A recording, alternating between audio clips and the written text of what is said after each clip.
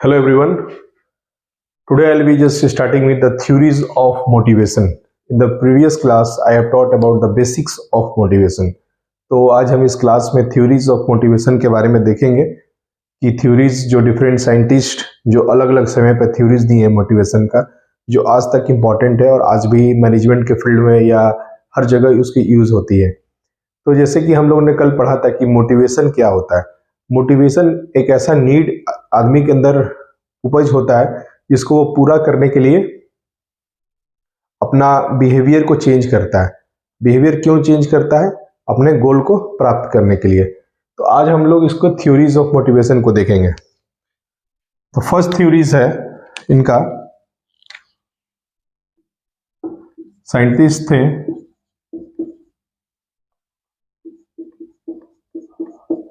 Abraham Maslow,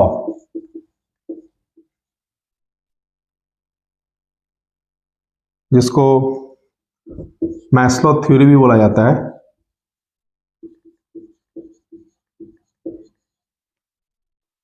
Maslow theory, hierarchy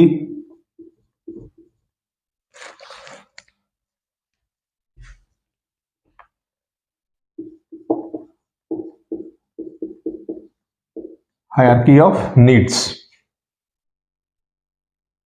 तो Maslow जी इस hierarchy of needs theory में क्या बताए थे? ये बताए थे कि जो किसी आदमी का बिहेवियर होता है उस समय, वो इससे मालूम चलता है कि उसका जो उसको नीड क्या है, उसका बिहेवियर उसी समय से मालूम चलता है। ये ये बात किए थे कि आदमी का जो नीड है डिफरेंट हायरार्की ऑफ नीड्स के ऊपर डिपेंड करता है। तो हायरार्की ऑफ नीड्स में इन्होंने क्या बताया था?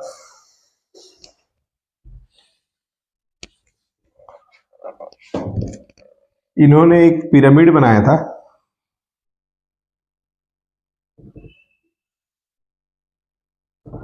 जिसमें ये डिफरेंट नीड्स के बारे में बताए हैं।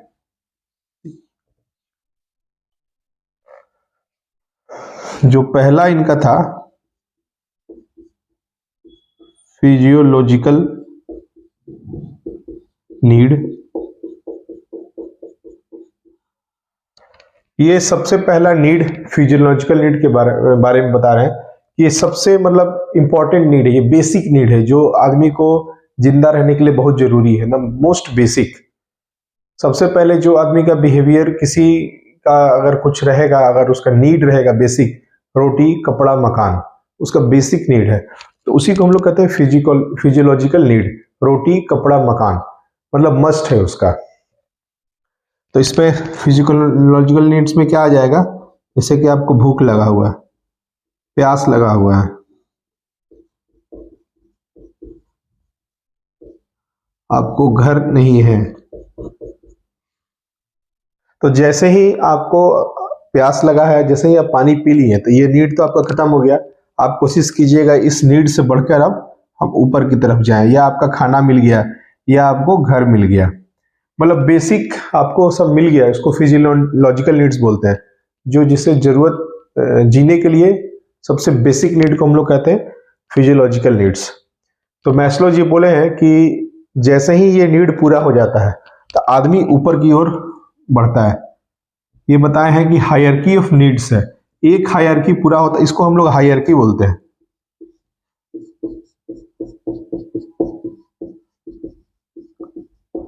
ऊंचाई को हम लोग क्या बोलते हैं? हायरार्की, मैंने ऊपर तरफ बढ़ते जाना, नीचे में डाउनवर्ड हायरार्की, ये अपवर्ड्स हायरार्की। तो मैस्लो क्या बोले हैं कि जैसे ही ये नीड पूरा हुआ आदमी ऊपर की तरफ बढ़ता है। रोटी कपड़ा मकान मिल गया, तब आदमी क्या सोचेगा कि रोटी कपड़ा मकान मिल गया, तो अब वो क्या कोशिश करेगा कि उसको सिक्योरिटी मिल जाए।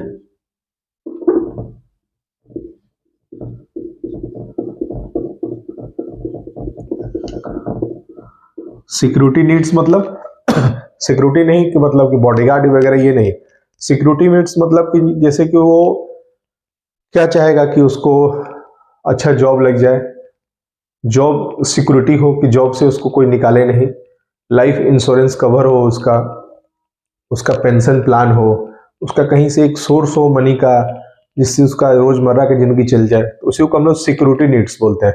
मतलब जिससे वो सिक्योर हो सके। घर हो गया, सब कुछ हो गया, मगर घर को चलाने के लिए तो पैसा चाहिए, तो उसके लिए क्या होता है, सिक्योरिटी नीड्स। मतलब कि इसमें क्या चाहिए आपको, आपका जॉब सिक्योरिटी, LIC, पेंशन। आप मतलब ये सब के बारे में सोचते हैं कि ये हो गया तो ये सब चीज हमको मिलना चाहिए। जैसे ही आपका ये नीड पूरा हो गया, सिक्योरिटी आपको ये सिर्फ सिक्योर हो गया, तो आप उसके बाद नीड्स पाते हैं सोशल नीड्स, या इसको लव नीड्स भी बोलते हैं।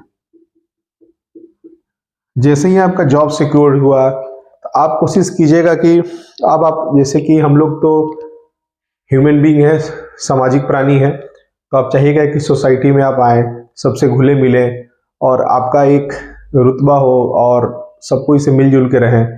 तो आप क्या कोशिश कीजिएगा सोशल नीड्स में कि जो आपके साथ जो काम कर रहे हैं कोवर्कर्स, आपके जो कंपनी में जो कस्टमर्स हैं, सबसे आपका अच्छा संबंध हो।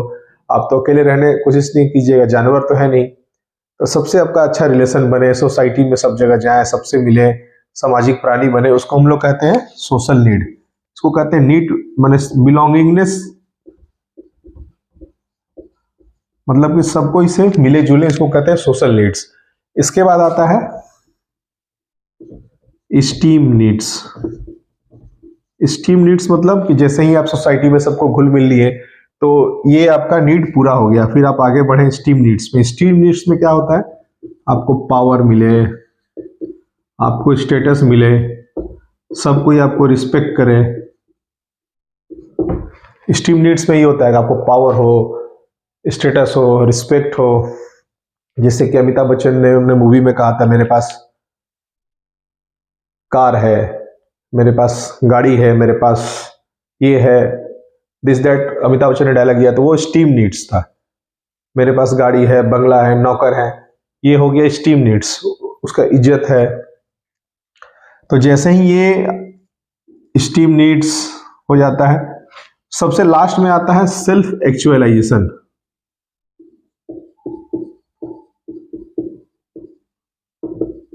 Self actualisation needs. Self actualisation needs मतलब क्या होता है, जब अपना आप सब पोटेंशियल पूरा हो गया, सब आप हैप्पीली सेटिस्फाइड हैं, सब चीज आपका हो चुका है, तो आप कोशिश कीजिएगा कि कुछ अब ऐसा कुछ करें जो आपका एकदम दिली इच्छा हो, जो आप अपना सारा जिंदगी में सारा आपका रिस्पॉन्सिबिलिटी पूरा हो गया, अचीवमेंट हो गया, तो लास्ट में जो आपको सबसे प्रिय चीज होगा उसको कीजिएगा। उसको कहते हैं सेल्फ एक्चुअलाइजेशन। जब आपका फुल पोटेंशियल, आपको लगे कि सब कुछ हमको मिल गया है, सारा चीज मेरा पूरा हो चुका है, तो आप मूव कीजिएगा सेल्फ एक्चुअलाइजेशन की ओर। तो let's revise it once more. First, सबसे पहले क्या था, hierarchy physiological needs. Physiological needs मतलब सबसे बेसिक नीड, जो सबसे रोजमर्रा की जिंदगी में जो काम आता है, रोटी, कपड़ा, मकान, माने बेसिक, माने सबसे जरूरी है, जिसके बिना आदमी रह नहीं सकता, उसको हम लोग कहते हैं फिजियोलॉजिकल नीड्स। तो जैसे ही फिजियोलॉजिकल नीड्स पूरा होता है, जैसे ही हमको मिलता है, तो फिर हम लोग एक स्टेप ऊपर सोचते हैं। एक स्टेप ऊपर में सिक्योरिटी नीड्स, कि मेरा जॉब सिक्योर है कि नहीं, LIC है कि नहीं, एक्सीडेंटल कवर है कि नहीं, हम नहीं रहे तो क्या होगा, बहुत वगैरह वगैरह का बात होता है। जैसे ही ये सिक्योरिटी नीड्स पूरा हुआ, तो आप सोचिएगा कि अब सोसाइटी में घुले मिले, सब कोई हमको जाने, हम सबको जाने, मेरा ऑफिस में सब कोई हमको कद्र करे। जैसे ही ये सोशल नीड्स पूरा हो जाता है, तो उसके बाद आता है स्टीम नीड्स। स्टीम नीड्स में क्या होता है कि हमको सोसाइटी में रुतबा मिले, सब हमको इज्जत करे, आपके पास पावर हो, स्टेटस हो, उसको कहते हैं स्टीम नीड्स। जैसे ही स्टीम नीड्स पूरा होता है, तो लास्ट में आता है सेल्फ एक्चुअलाइजेशन, जिसमें अपने जीवन का जितना आप में पोटेंशियल था, जितने आप में काबिलियत था, सब कुछ आपने पा लिया, और अपना वो ये चीज करना चाहते हैं जो आपको मन है, इसको कहते हैं self actualisation needs. So this is all about Maslow needs. So any confusion on this topic, I will be just clearing in the next class. So I am just moving forward to the next theory.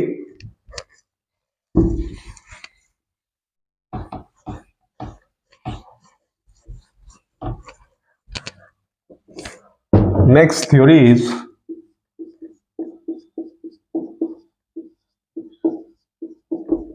हर्जबर्ग्स theory. Scientist हैं Frederick Herzberg, ये motivation theory दी है। इनका नाम था theory का motivation hygiene theory.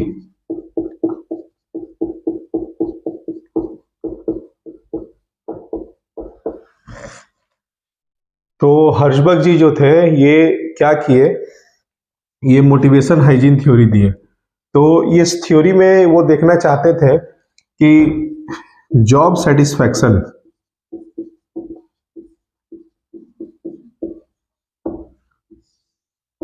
ये जांचना चाहते थे कि जॉब सेटिस्फैक्शन जो वर्कर्स में है वो किस चीज को लेकर है, जॉब को लेकर है, सेटिस्फैक्शन को लेकर है, जो उसको जो एम्प्लॉयज हैं उनको किस चीज में सेटिस्फैक्शन मिलता है। तो इसके लिए वो 200 इंजीनियर्स,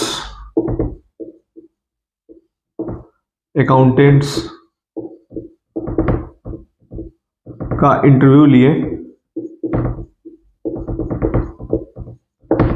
और ये देखें कि जो एम्प्लॉयज हैं उनको जॉब सेटिस्फैक्शन माने कहाँ मिलता है और किस चीज में जॉब डिससेटिस्फैक्शन मिलता है।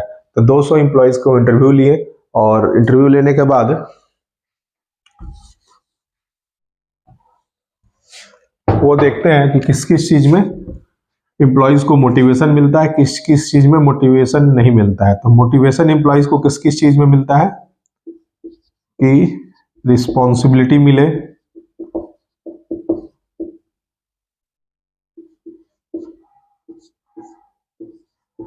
ग्रोथ हो,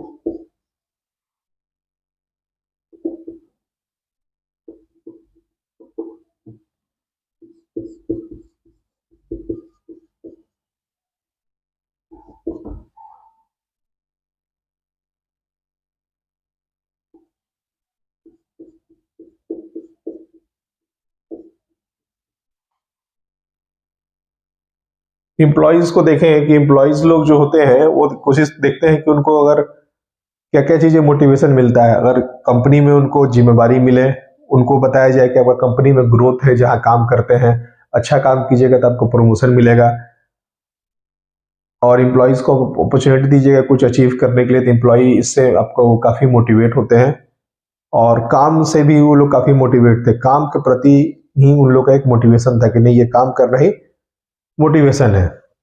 तो ये इनका मोटिवेशन था।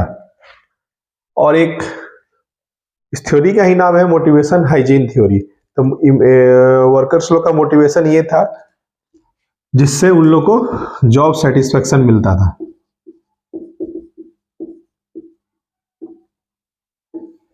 जॉब सेटिस्फैक्शन मिलता था। और हाइजीन थ्योरी क्या है, हाइजीन को कहते हैं हम लोग मेंटेनेंस। हाइजीन थ्योरी में क्या क्या था, कंपनी का पॉलिसी था, सैलरी था,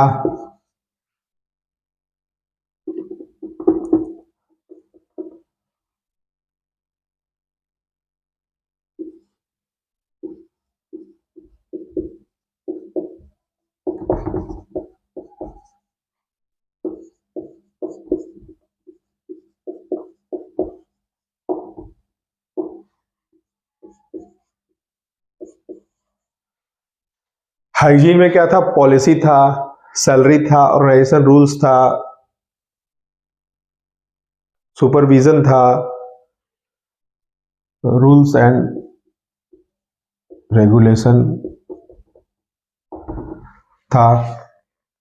तो एम्प्लॉयज क्या देखते हैं कि इससे तो उन लोग कुछ मोटिवेशन मिलने वाला नहीं है, ये तो जो चीज है आपका, ये तो कंपनी का चीज है, ये उनसे मोटिवेशन इससे लोग नहीं हो पा रहा था। इसको हम लोग कहते थे हाइजीन थ्योरी। और मोटिवेशन क्या था, जिससे उन लोग काफी मोटिवेट होते थे, उनको जॉब सेटिस्फेक्शन मिलता था। और ये सब चीज से उन लोग को क्या आता था, बस रहता था तो बस कंपनी का है चीज, तो वो लोग बोलते थे कि ठीक है, इससे उन लोग कुछ मोटिवेट नहीं होता था, इससे उन लोग को जॉब सेटिस्फेक्शन नहीं था, मगर ये भी नहीं था कि जैसे कि ये था कि अगर हाइजीन फैक्टर इसके ऊपर बढ़ाया जाए तो उन लोगों का जॉब डिससेटिस्फेक्शन बढ़ जाता था। मतलब मोटिवेशन में वो लोग ये सब चीज़ से मोटिवेट होते थे, और हाइजीन में ये सब था जिससे वो लोग, ऐसा नहीं, इंट्रिंसिक फैक्टर था उन लोग के लिए, ऐसा नहीं था कि इसको बढ़ने से उन लोग बहुत ज़्यादा सेटिस्फाई हो जाएंगे। तो हर्जबर्ग जी यही दो निकाले, पहला था उनका मोटिवेशन और दूसरा था उनका हाइजीन। तो मोटिवेशन में था responsibility, growth, achievement, work itself, ये सब चीज़ से एम्प्लॉयज मोटिवेट होते थे। और हाइजीन फैक्टर में कंपनी का पॉलिसी, रूल्स, सैलरी, सुपरविजन, ये सब चीज़ उनका हाइजीन फैक्टर था। तो ये सब चीज़ से एम्प्लॉयज काफ़ी सेटिस्फाई रहते थे, मोटिवेट रहते थे, और ये जस्ट मेंटेनेंस था कि बस काम कर रहे हैं तो जस्ट वो मेंटेन्ड है। Okay, so I am just moving to the next theory.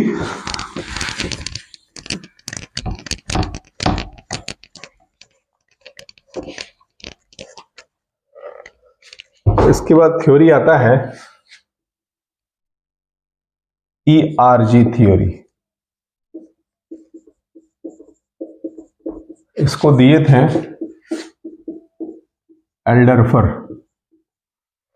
ERG का मतलब क्या होता है?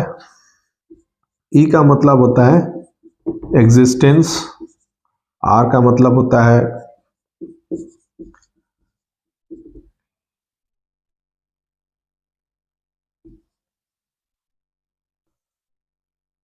और G का मतलब होता है ग्रोथ। तो एग्जिस्टेंस का मतलब ये होता है, जो हम लोग मैस्लो में पढ़े थे, फिजियोलॉजिकल नीड्स।